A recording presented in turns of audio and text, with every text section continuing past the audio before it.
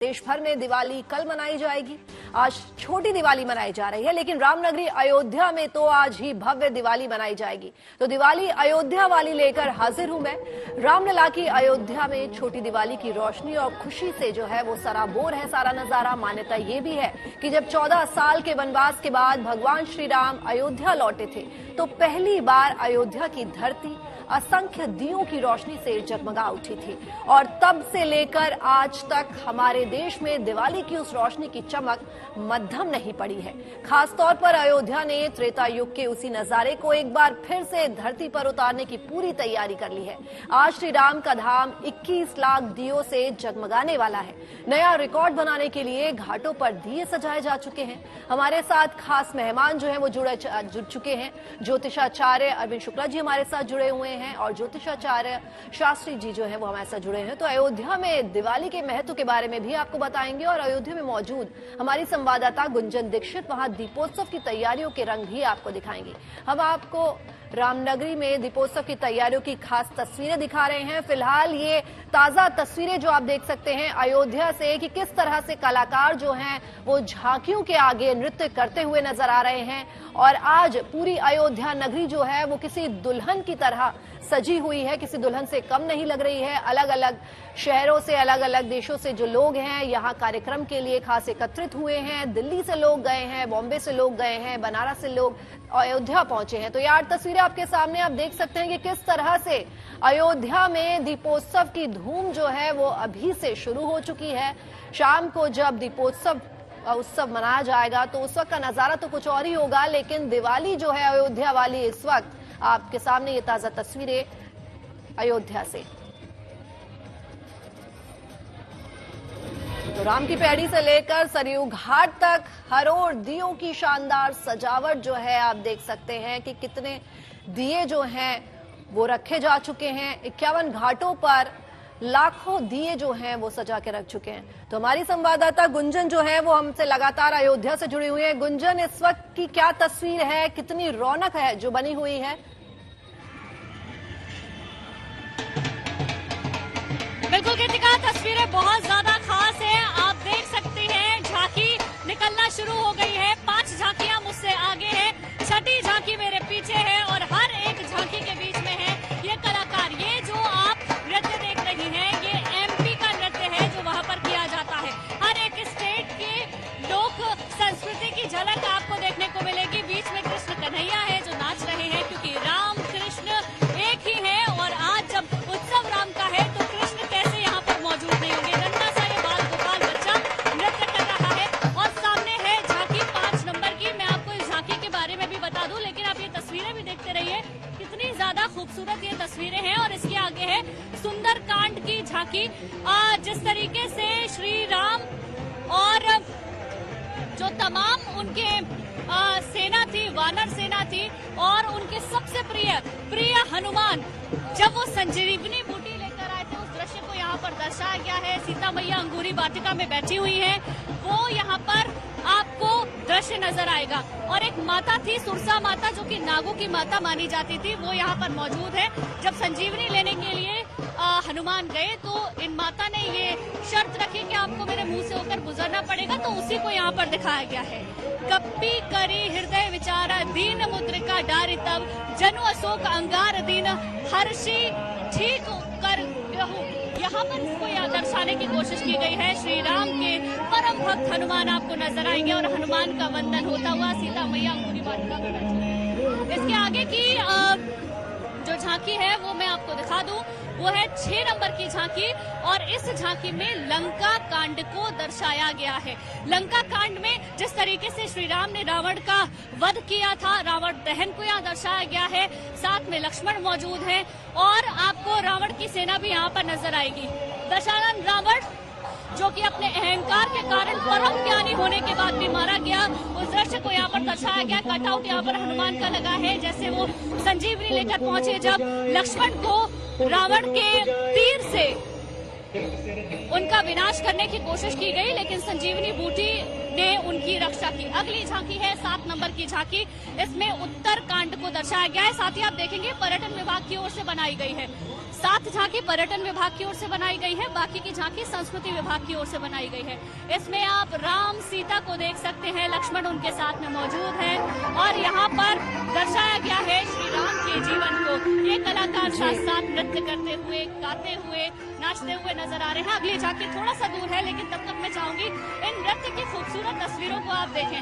आप देख सकते हैं यहाँ पर शहनाई बजाई जा रही है, तुरई इसको बोलते हैं, तुरई यहाँ पर बजाई जा रही है। बिल्कुल गुंजन, बेहद खूबसूरत तस्वीरें जो हैं आपके माध्यम से हम देख पा रहे हैं और जीएनटी के तमाम दर्शक भी जो हैं अयोध्या के इस महोत्सव का जो है आनंद उठा पा रहे हैं। बेहद खूबसूरत तस्वीरें हैं, कहीं शहनाई बज रही है तो कहीं ढोल नगाड़ों की आवाज है। और मेरे साथ स्टूडियो में मौजूद हैं पंडित जी अरविंद शुक्ला जी। पंडित जी, बहुत बहुत स्वागत है आपका। आपसे जानना चाहूंगी कि अयोध्या श्री राम की नगरी जिसे कहा जाता है, तो श्री राम के बारे में अगर आप बताएं कि एक श्लोक में पूरा वर्णन उनका करें।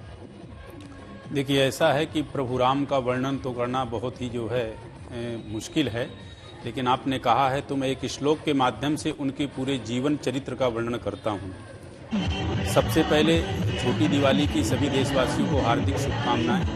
और आज जो दीपोत्सव अयोध्या में है, भगवान प्रभु राम जी के विषय में कहा गया है, जो उनकी शुरू से लेके और अंत तक का जीवन परिचय है। एक श्लोक के माध्यम से आदौ राम तपोवनादिगमनम्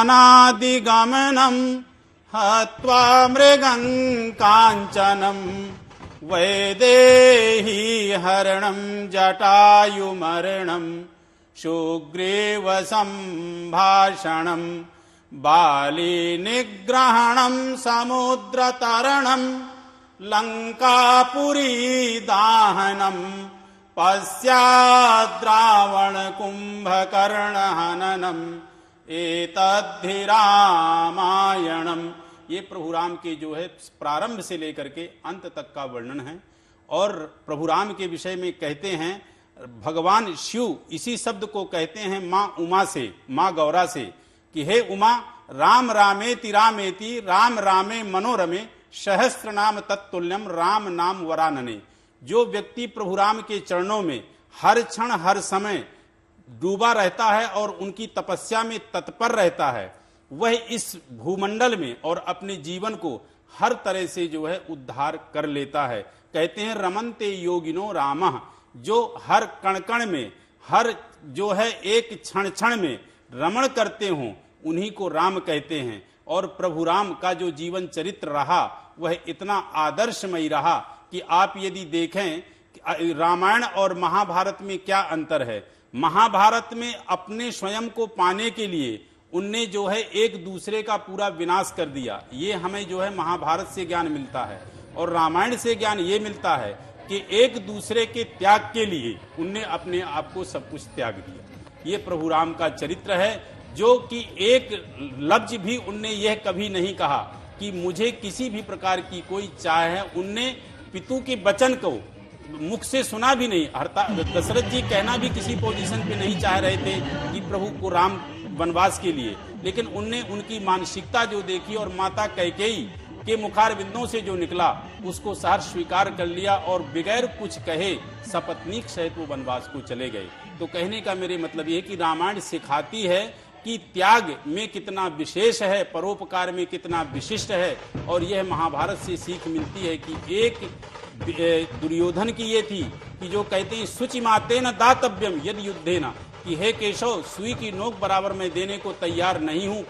पांडव 5 गांव क्या कह रहे हैं, मैं सुई की नोक बराबर नहीं जो है तो उनको जमीन देने वाला हूँ। वो युद्ध करें और युद्ध में मुझे पराजित करें, इसके बाद वो इस पृथ्वी का भोग करें। और वहां राम प्रभु का चरित्र देखिए, आदर्श देखिए, यही है कि उनने बगैर किसी के कुछ कहे अपने आप को उनने जो है बन ले गए। और बन भी गए तो ऐसे गए कि वो एक राजा के राजकुमार थे। चाहते तो एक राजा के राजकुमार बनकर के रह सकते थे, लेकिन नहीं, साधु और सन्यासियों के वेश में बन गए। ये रामायण हमें सिखाती है कि त्याग, तपस्या और समर्पणता हमें कितनी ऊंचाई में ले जाती है। बिल्कुल, तो बहुत ही सुंदर बात आपने कही पंडित जी कि हमारे तो कण कण में श्री राम है, और हम ये कैसे भूल सकते हैं कि जिसके कण कण में श्री राम है, जिसके आराध्य श्री राम है, वो तो कभी नाखुश रह ही नहीं सकता। और मैं रुक करना चाहूंगी शैलेश तिवारी जी का। शैलेश तिवारी जी, क्योंकि अयोध्या से जो ताजा तस्वीरें आ रही हैं, भव्य तस्वीरें हम देख रहे हैं कि कितना महोत्सव जैसा वहां जो है माहौल है, तो सरयू नदी का जो महत्व है वो आपसे जानना चाहूंगी कि सरयू नदी किनारे आरती और दीपोत्सव के बारे में हमें जरा बताइए। जय श्री राम। सरयू नदी का बहुत बड़ा विशाल महत्व है।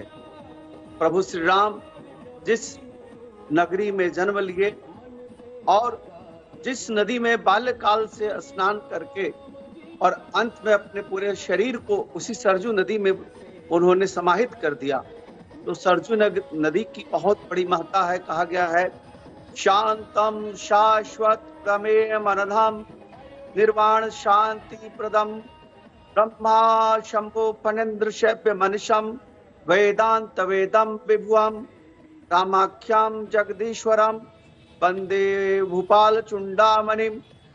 प्रभु श्री राम सबके आदर्श हैं, इसलिए उन्हें मर्यादा पुरुषोत्तम राम कहा गया है। और उनका जन्म सबसे पवित्र भूमि अयोध्या नगरी में हुआ और अयोध्या नगरी सरयू नदी के तट पर बसी हुई नगरी है।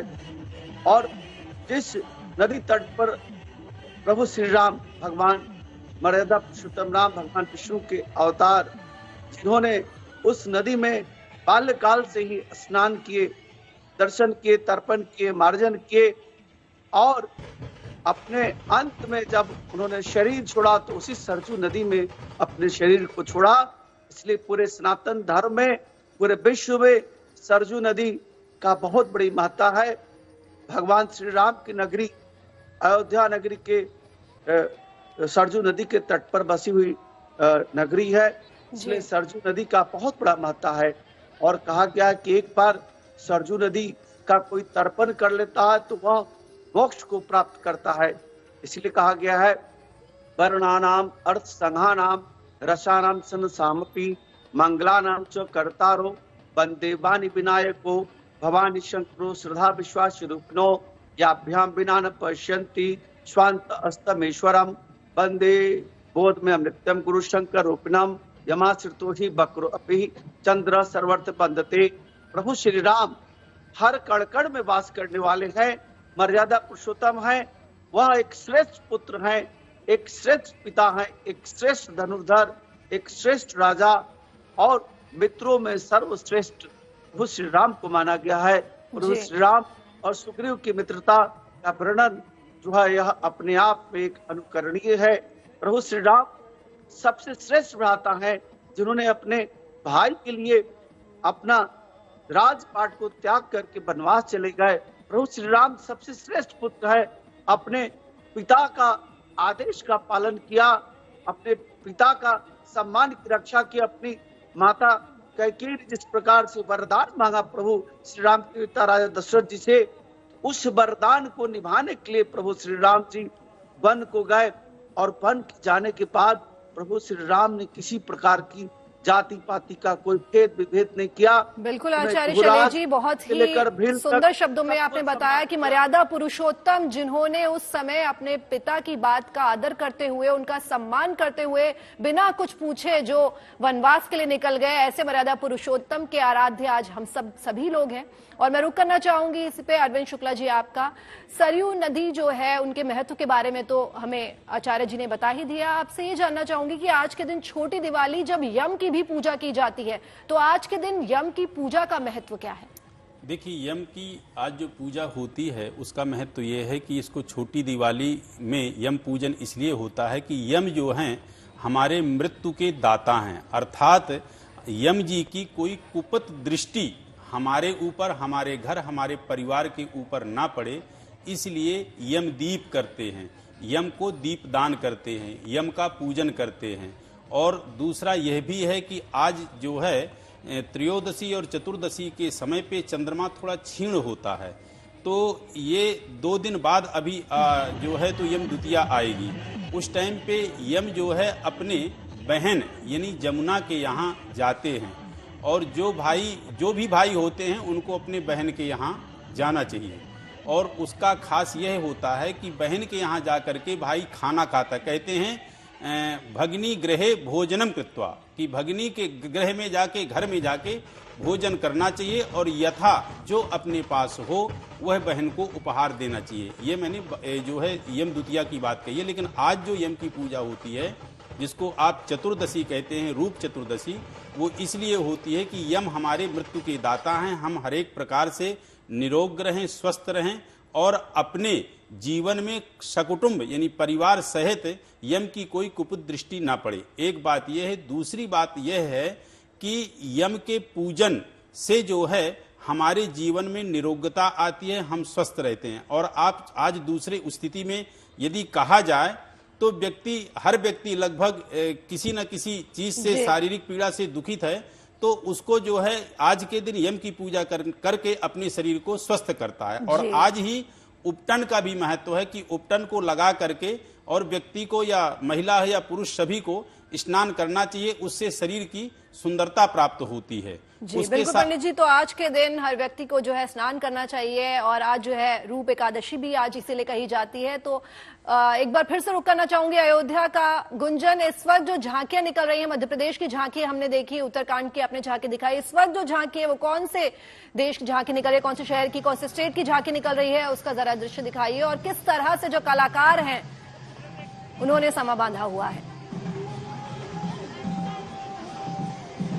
बिल्कुल बिल्कुल, कलाकार तो आपको इस वक्त आपकी टेलीविजन स्क्रीन पर दिख रहे होंगे। ये भोलेनाथ हैं जो कि बिल्कुल तांडव वाले स्वरूप में भस्म पूरे शरीर पर लिपटी हुई है और उसी अंदाज में नजर आ रहे हैं। अब अगली झांकी की बात कर लेते हैं। पुष्पक विमान की अगली झांकी है। पुष्पक विमान का जो पूरा दृश्य था उस प्रसंग को यहाँ पर दर्शाया गया है। उससे पहले ये मणिपुर का नृत्य है।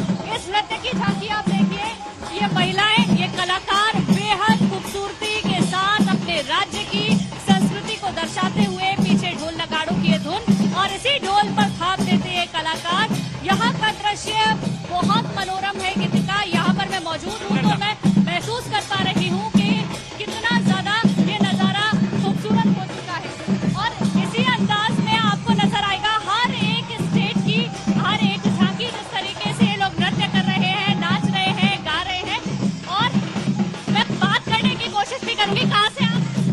संबलपुर ओडिशा। संबलपुर ओडिशा। कौन सी डांस है ये? कौन सा डांस? संबलपुर ओडिशा। डांस कौन? ओडिशा। ओडिशा डांस है ये, ओडिशा का डांस है, मणिपुर का नहीं। मुझे कंफ्यूजन हुआ, लगभग एक ही जैसा होता है। ये पुष्पक विमान की अगली झांकी है। इस झांकी के बारे में भी आपको गीतिका में बताती हूँ और दिखाने की कोशिश करती हूँ कि यहाँ पर क्या दर्शाया गया है। चलन विमान कोलाहल हुई, जय रघुवीर कही सब कोई, सिंहासन उच्च मनोहर, श्री समेत प्रभु बैठे पर। यहाँ पर पुष्पक विमान आपको नजर आएगा, श्री राम के साथ उनके भाई लक्ष्मण और सीता नजर आएगा। और ये अगली झांकी देखिए, बेहद खूबसूरत ये झांकी और ये मुखौटे लगे ये कलाकार बेहद खूबसूरती के साथ डांस करते हुए। यहाँ पर अलग अलग तरीके के इंस्ट्रूमेंट्स हैं, ढोल थाप पर ये जो तमाम कलाकार हैं नाचते हुए नजर आ रहे हैं। पहले आप इस दृश्य को देख लीजिए क्योंकि ये दृश्य अपने आप में मनोहर है। ये कलाकार कितने ज्यादा परिपक्व हैं ये आप अंदाजा लगा सकते हैं कि यहाँ मौजूद ऐसा लग रहा है कि राम की जो पूरी सेना थी, रावण की जो पूरी सेना थी, वो त्रेता युग का जो खूबसूरत नजारा होगा वो आज धरती पर उतर कर आ गया है।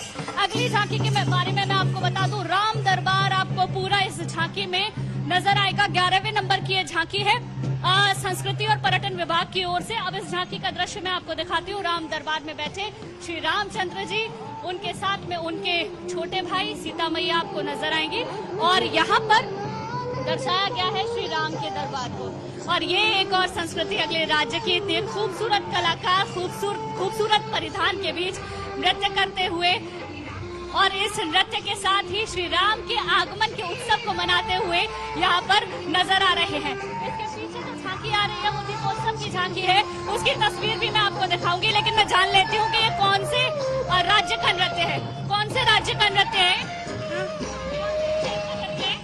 मणिपुरी का। ये मणिपुरी का नृत्य है। क्या बोलते हैं इसको? रास, मणिपुरी रास। रास मणिपुरी डांस, बसंत रास। अच्छा, करके बताएंगे आप? बसंत रास। तो ये मणिपुर का डांस है जो ये श्री राम धुन पर करते हुए, डांस करते हुए नजर आ रहे हैं। और देख सकते हैं प्यारे प्यारे खूबसूरत चेहरे इन कलाकारों के अपने आप में मंत्रमुग्ध कर देने वाले हैं। कितनी खूबसूरती के साथ ये अयोध्या में श्री राम के आगमन से पहले सजे हुए हैं, सवरे हुए हैं, नाच रहे हैं। गुंजन, अगर कोई कलाकार आपसे, जिन कलाकारों के साथ आप मौजूद हैं, कोई कलाकार से अगर बात हो पाए गुंजन, क्योंकि बेहद खूबसूरत लग रहे हैं कलाकार और उन्हें कितना समय लगा इस पूरी प्रैक्टिस में? मैं पूरी कोशिश करूंगी गीतिका बात करने की, क्योंकि म्यूजिक बहुत ज्यादा है, तो इसीलिए मेरी आवाज भी कलाकारों तक नहीं पहुंच पा रही है, लेकिन मैं कोशिश करूंगी। ये देखिए दीपोत्सव की जो तस्वीर होगी इस तरीके की होगी। 21 लाख दिए जलाए जाएंगे और उससे पहले ये तैयारी है जो आज यहाँ पर नजर आ रही है। ये दीपोत्सव के बाद की अगली झांकी और दीपोत्सव के बाद नजारा कितना भव्य होगा वो तो आप अंदाजा लगा सकते हैं। घाटों पर जब दिए बिछे हुए थे तब वो इतने खूबसूरत लग रहे थे, जब जगमग रोशनी हो जाएगी पूरी अयोध्या में नजारा कितना ज्यादा खूबसूरत। बिल्कुल बिल्कुल गुंजन, बेहद खूबसूरत नजारा और बेहद ही खूबसूरत तस्वीरें जो हैं अयोध्या से हम देख पा रहे हैं। तो दिवाली की इस महा कवरेज में लगातार जो है हम बने हुए हैं। हमारे साथ बातचीत करने के लिए हमारे दो खास मेहमान हमसे जुड़े हुए हैं। अरविंद शुक्ला जी हमसे जुड़े हुए हैं और शैलेश तिवारी जी हमसे जुड़े हैं। अरविंद शुक्ला जी, पहले मैं आपसे जानना चाहूंगी कि आज छोटी दिवाली के दिन नरक चतुर्दशी भी से कहा जाता है, रूप चतुर्दशी भी से कहा जाता है, दोनों में क्या अंतर है? देखिए, ऐसा है, नरक चतुर्दशी इसलिए कहा जाता है कि भगवान श्री कृष्ण ने अपने पत्नी सत्यभामा के साथ में 16,000 नारियों को बंदी गृह से मुक्त किया था। क्यों किया था? क्योंकि नरकासुर नाम के राक्षस ने उनको जो है अपने यहाँ कारागार में उनको बंदी बना रखा था। तो नरकासुर नामक राक्षस का जो उनने वध किया था, इसीलिए आज जो है नाम पड़ा नरक चतुर्दशी, उनका जो वध किया। तो एक ये नरका चतुर्दशी, जो नरक चतुर्दशी कहते हैं, तो नरकासुर नामक राक्षस का उनने वध किया इसलिए नाम पड़ा। अब रूप चतुर्दशी के विषय की बात यह है कि आज के दिन जो विधान हैं वो तिल के तेल का उपटन करते हैं और स्नान वगैरह आदि करके अपने शरीर को जो है स्वच्छ करते हैं, निरोग करते हैं। तो इसका अभी ये जो है चीजें उत्पन्न ज्यादा जो है मॉडर्न आ गई हैं कि साबुन है, ये है, वो है। पहले साबुन नहीं हुआ करते थे, पहले तो उपटन आदि से ही शरीर में निखार आता था। तो उपटन आदि के लगाने से जो शरीर में निखार आता है वो सुंदरता आती है, इसलिए इसको रूप चतुर्दशी कहते हैं। और आज के दिन ही जो पूजा यम की करते हैं, तो यम की पूजा से अकाल मृत्यु से जो है व्यक्ति को जीवन दान मिलता है और व्यक्ति दीर्घायु को प्राप्त होता। तो नरकासुर नाम के राक्षस के वध की वजह से नरक चतुर्दशी नाम पड़ा। और आपका जो है उपटन आदि से, स्नान आदि से, तेल आदि का जो है मालिश करने से, ये इससे पड़ा रूप चतुर्दशी, उससे रूप जो है निखरता है। तो नरक चतुर्दशी रूप चतुर्दशी का ये अंतर है। एक बात ये। दूसरी बात ये है कि जो यम का जो दीप प्रज्वलित करते हैं, दीप दान करते हैं, वो यम का दीप आज के दिन जो है आप अग्नेय कोण में करेंगे। और अग्नेय कोण ही नहीं, एक तरह से कहें तो दक्षिण की दिशा में, क्योंकि यम का जो वास होता है वो दक्षिण की दिशा में होता है। यदि किसी का वास्तु के हिसाब से घर ठीक बना है तो घर से निकलते ही लेफ्ट में जो है आप थोड़ी अनाज की ढेली यानी थोड़ा सा अनाज डाल दे, उसके ऊपर यह दीप को जो है रखते हैं। और दीप जो है अपने बाथरूमों में भी आज के दिन रखा जाता है।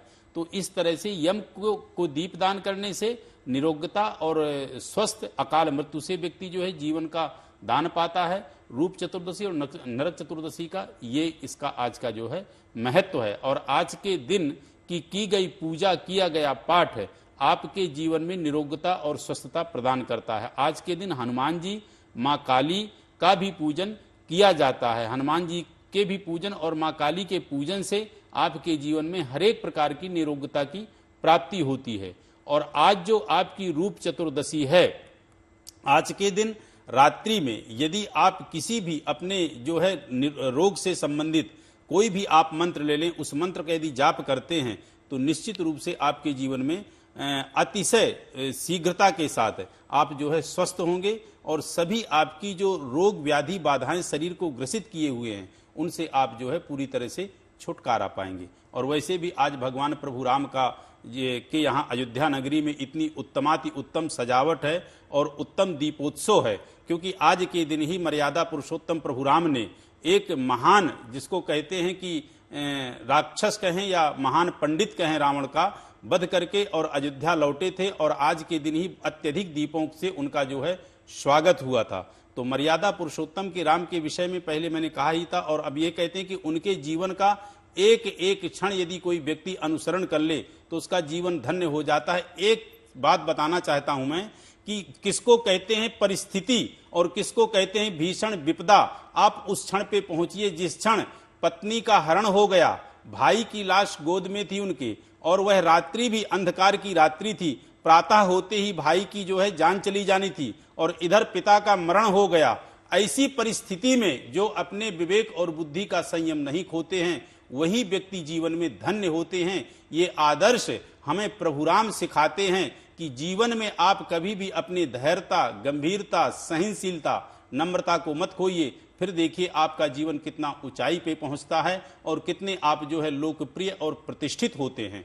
तो मर्यादा पुरुषोत्तम का एक एक कार्य जीवन में जो उनने अपने मानव अवतार को लेके किया है अनुकरणीय है, और बहुत ही उनका जो है जीवन ऐसा रहा जिस जीवन को व्यक्ति यदि अनुसरण करेगा तो उसका जीवन धन्य हो जाएगा। तो बहुत ही सुंदर बात आपने कही कि अपने जीवन में धैर्य को, गंभीरता को कभी नहीं खोना चाहिए, तो आपका जीवन जो है हमेशा ही सुखमय रहेगा। और मैं रुक करना चाहूंगी शैलेश जी आपका, छोटी दिवाली के दिन हम यमराज के लिए भी दीप जलाते हैं, तो माना जाता है कि छोटी दिवाली पर ऐसा करने से हर तरह का जो भय है वो समाप्त हो जाता है। तो इस दिन दीप जलाने से और स्पेशली यम के लिए दीप जलाने से उसके क्या महत्व है और उसके बारे में जरा बताइए। देखिए, यमराज जो है मृत्यु के देवता कहे जाते हैं और यमराज की वर्ष में एक बार पूजा की जाती है। आज नरक चतुर्दशी भी है, जिस आज ही के दिन नरकासुर राक्षस का प्रभु श्री कृष्ण ने वध किया था और 16,000 जो अलग अलग राजाओं की रानियां थी उनको मुक्त किया था, और बाद में उन सभी रानियों ने भगवान श्री कृष्ण को अपना प्रभु माना था। इसलिए आज के दिन विशेष यम का जो दीपक है, जो भगवान यमराज है, मृत्यु के देवता है, दक्षिण दिशा में आज दीपक जलाया जाता है। दीपक जो हुआ 4 मुख का होता है और उस दीपक के अंदर उड़द का दाल हो, उड़द हो उसके अंदर, और जो बाती हो वह काला बाती हो, और साथ साथ सरसों का तेल का हो अथवा तिल का तेल का हो। घर से बाहर दक्षिण दिशा में, जहां भी आपका घर है उसका मुख्य द्वार से दक्षिण दिशा में, और घर की गृहिणी जलाएंगी, ताकि वह जो है गृहिणी के जलाने से यह होगा कि वह सौभाग्यवती होंगी। और यमराज भगवान जो है वह आशीर्वाद देते हैं कि जो भी यमराज को दीपक जलाता है उन्हें और उनके पूरे परिवार को 1 वर्ष तक अकाल मृत्यु का भय नहीं होता। आज सब लोग अकाल मृत्यु के भय से भयभीत होते हैं। मृत्यु तो सबको आनी है और मृत्यु के देवता भगवान यमराज हैं। तो आज के दिन यानी वर्ष में केवल एक दिन ही यमराज भगवान की पूजा की जाती है, और आज के दिन विधि विधान से यमराज भगवान को पूजन करके वहां पर दीप का दान करने का महत्व है। और दीपक जलाने के बाद वहां पर विशेष अन्न रखे, फल रखे, जी आचार्य जी, तो आज के दिन जो है यम के लिए हमें दीपक क्यों जलाना चाहिए और आज ही के दिन हमें दीपदान भी करने चाहिए, ये बात तो हम रुक कर लेते हैं यहाँ पे सीधे गुंजन का। गुंजन, तमाम तस्वीरें हम देख पा रहे हैं कि कितनी मनमोहक तस्वीरें आप हमें अयोध्या से दिखा रही हैं, बेहद ही खूबसूरत नजारा है। इन सब को कंट्रोल करने के लिए सुरक्षा के क्या क्या इंतजाम है, जरा उनके बारे में बताइए। बिल्कुल, सुरक्षा के इंतजाम बहुत ज्यादा खास है गीतिका। आप साकेत महाविद्यालय जहां से इन झांकियों की शुरुआत हुई है और वहां पर एक बोर्ड है अयोध्या नगरी में आपका स्वागत है, यानी कि अयोध्या की एंट्रेंस से लेकर रामकथा पार्क तक हर तरफ चप्पे चप्पे पर सुरक्षा के इंतजाम किए गए हैं। योगी आदित्यनाथ को भी आना है, तमाम देशों के राजदूत भी यहाँ पर पहुंचेंगे, तो सुरक्षा के लिहाज से पुख्ता इंतजाम है। लेकिन इस वक्त ये तस्वीरें बहुत खास है, बेहद खूबसूरत तस्वीरें हमारी संवाददाता गुंजन हमें अयोध्या से दिखा रही हैं, जो अपने आप में बहुत ही मनमोहक है। आप सभी खास मेहमानों का भी बहुत बहुत शुक्रिया हमारे साथ जुड़े रहने के लिए, और दिवाली की महाकवरेज लगातार जारी रहेगी गुड न्यूज टुडे पर।